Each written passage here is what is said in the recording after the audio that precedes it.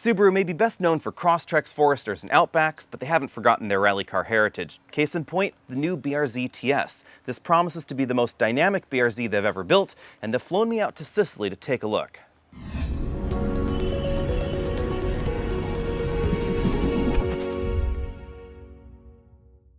The BRZ has always looked good, and that continues for this generation. A lot of that has to do with the really low slung hood proportion. It can really give you an idea of how low this front end is. If I stand up, the front of the vehicle is basically practically at my knee. And that's all thanks to that 2.4-liter boxer that's under the hood. It really helps lower the center of gravity, and it helps them drop all the lines right down to the ground. Full LED headlights are found over here.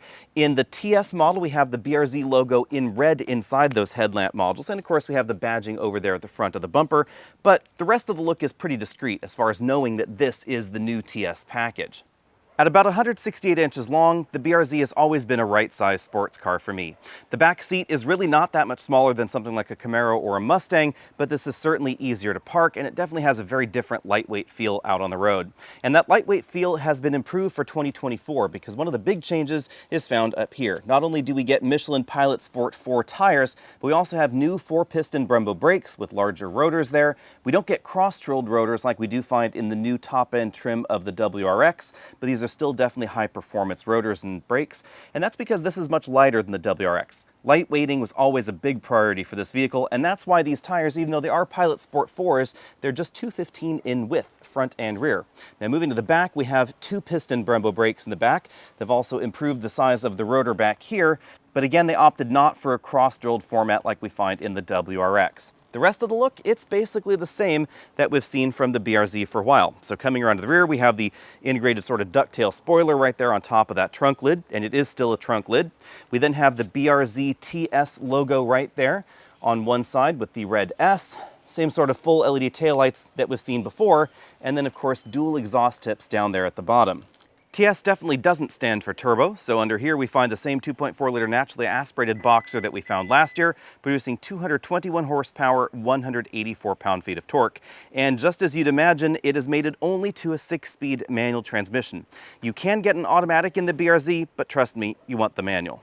Since you've probably seen the BRZ before, let's just make this interior walk around really quick. You can see that the back seats are still relatively small. They still don't have any sort of head restraint that pops out from the back, but they do fold flat, which is a handy touch. So they say you can actually fit spare tires in here. You can do a complete set of 4 wheels and tires for track day. Up front, we have the ultra suede seat there with the blue stitching and the blue stripe down the middle in leather. It's a really attractive design that definitely helps differentiate this from the rest of the BRZ lineup. You can see that we have pretty aggressive bolstering for the seat back and seat bottom cushion, helping you keep in place. We then have blue stitching over there on the doors, more of that imitation suede there at the top of the door, and then soft touch plastics over here on the dashboard. As before, the interior is sort of a mixture of styles because, of course, the BRZ and the Toyota GR86 were coordinated in their development. So there are a few things in here that look a little bit Toyota, but the vast majority of this is Subaru, which is kind of why I've always preferred the BRZ to the Toyota version, because this just looks a bit more like a member of the family. And you'll really notice that if we, for instance, take a look at this infotainment system here. The way the infotainment system functions, it's very Subaru. The icons, etc., they're all like the rest of the Subaru lineup in North America. Sorry for the glare there on the screen. It is a really bright day outside, and I don't have too much time to stage this BRZ. Down here we have our dual zone automatic climate control. Auto button right there, 2 different temperature dials, and then of course the manual transmission shifter. The manual transmission has reverse up here on the left rather than over there on the right, which I think is a little bit interesting because in the WRX it's the opposite, and that is my preference. Obviously some more blue stitching there. Down the dash we get buttons for the stability and traction control, the track mode. This vehicle also has a limited slip rear differential, which is a nice touch, and then toggles for the heated seats there. In the middle of everything, we have 2 cup holders with this sort of bifold door that covers them up. It's kind of part of the armrest. So we find hard plastics on the outside, soft plastics right there in the middle, and then it opens up to give us not just the cup holders, but also our USB inputs for the infotainment system. Everything in here is just a little bit tight as far as the dimensions because this isn't a very big vehicle. So that should give you an idea of what the dashboard kind of looks like there. It's a bit difficult to film because the interior is, again, relatively tight. Subaru doesn't use a full LCD cluster. Instead, we have a partial design where we find an LCD over here, and on the right side, we find some additional LEDs. But it does give us a nice startup animation, and you can see the STI logo right there. Turn the vehicle off, And now let's go ahead and turn it back on. You can see that we get the sort of homage to the Boxer engine design right there as everything starts up. The steering wheel is definitely differently styled from the other Subaru models. We have this big airbag cover in the middle and a very circular theme around. Over here we have some infotainment buttons, and then over here we have some controls for the radar adaptive cruise control as well as that multifunction LCD. The rest of the cruise control controls, they're down here on a stalk that moves with the steering wheel. The BRZ is not and probably never will be a numbers car. What I mean by that is if you want fast 0 to 60 times, epically short stopping distances and fantastic skid pad numbers and track times, etc., you want to shop for something else. On the other hand, if you want a car that's going to put a smile on your face every time you drive it, you want something like the BRZ. And that's not in spite of what some people see as the BRZ's flaws. I would actually say it's because of them, and they aren't what I would call flaws. A lot of folks are really sad that the BRZ has never had a turbocharged engine. Well, if it had a turbocharged engine, it wouldn't be revving up to 7,500 RPM. This is a really high revving, naturally aspirated Boxer engine with a very unique feel, very unique sound and character to it. And because it's naturally aspirated, the power builds in a very linear fashion, and you have to wring the engine out. But you also aren't in a situation where all of a sudden the turbocharger comes online and maybe you get a little bit too much torque to the rear.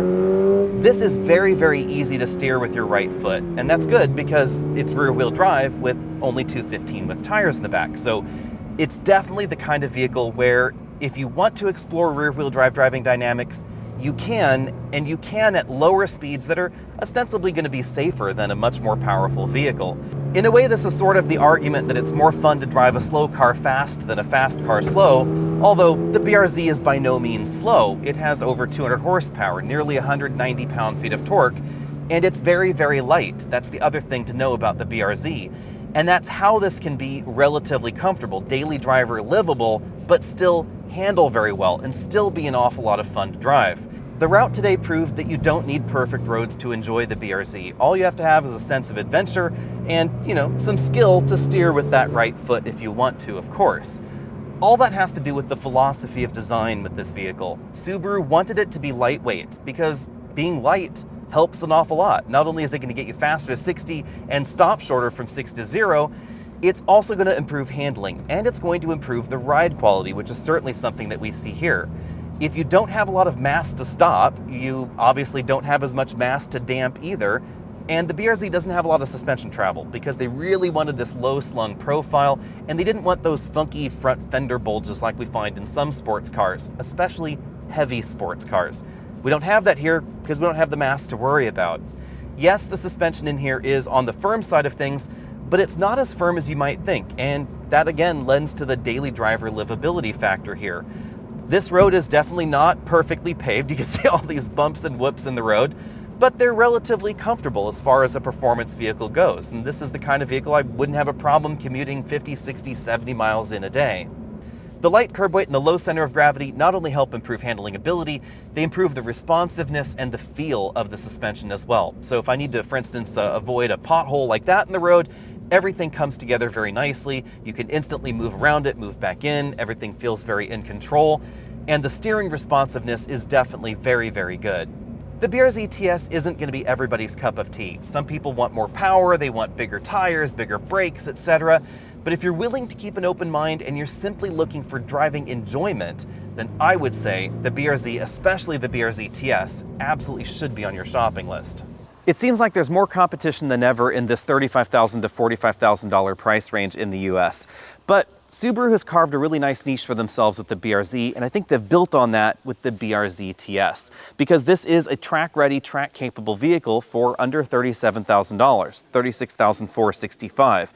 And a lot of the competition that's going to be in this same price range, or about $4,000 to $5,000 more, you're going to need more significant modifications to really do a weekend track session. And with the upgraded brakes here, you'll definitely notice that that's not the case in the BRZ. Also, it's going to be a lot less expensive to repair should something go wrong, less expensive to insure, and if you run it into a wall, an awful lot less expensive to replace than something like a $50,000 or a $60,000 sports car. So especially if you're starting to get interested in weekend track events, I would recommend taking a look at the BRZ, specifically this BRZ TS, because I think it'd be an excellent fit for someone that wants to do that.